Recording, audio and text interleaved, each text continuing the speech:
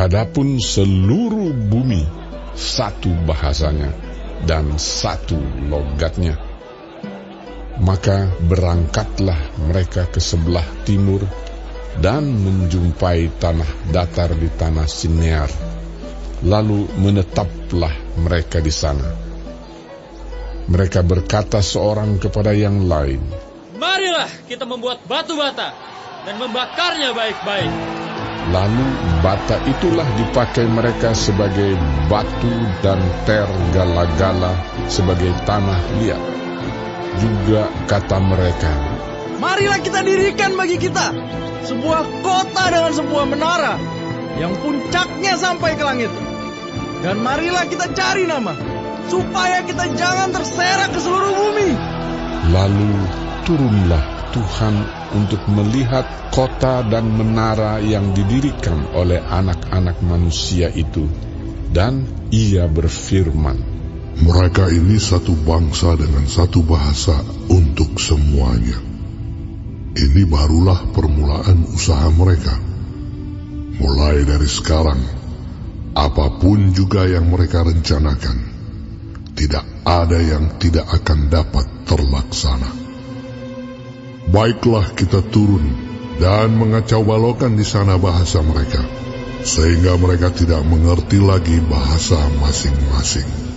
Demikianlah mereka diserahkan Tuhan dari situ ke seluruh bumi, dan mereka berhenti mendirikan kota itu. Itulah sebabnya sampai sekarang nama kota itu disebut Babel, karena disitulah dikacau balaukan Tuhan bahasa seluruh bumi, dan dari situlah mereka diserahkan Tuhan ke seluruh bumi.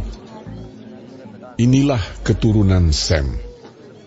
Setelah Sem berumur 100 tahun, ia memperanakkan Arpaksad, 2 tahun setelah air bah itu. Sem masih hidup 500 tahun setelah ia memperanakkan Arpaksad. Dan ia memperanakkan anak-anak lelaki dan perempuan. Setelah Arpaksad hidup 35 tahun, ia memperanakkan Selah. Arpaksad masih hidup 403 tahun setelah ia memperanakkan Selah, dan ia memperanakkan anak-anak lelaki dan perempuan. Setelah Selah hidup 30 tahun, ia memperanakkan Eber. Selah masih hidup 403 tahun setelah ia memperanakkan Eber, dan ia memperanakkan anak-anak lelaki dan perempuan. Setelah Eber hidup 34 tahun, ia memperanakkan Peleg.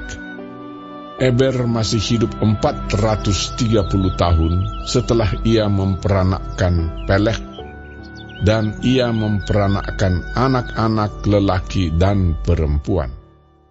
Setelah Peleg hidup 30 tahun, ia memperanakkan Rehu.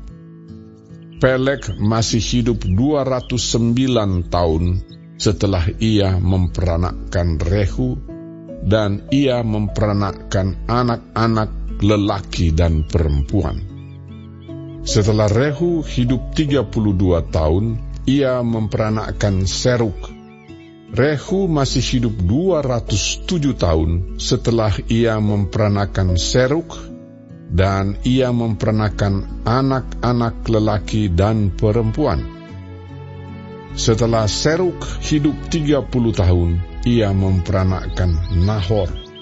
Seruk masih hidup 200 tahun setelah ia memperanakkan Nahor, dan ia memperanakkan anak-anak lelaki dan perempuan.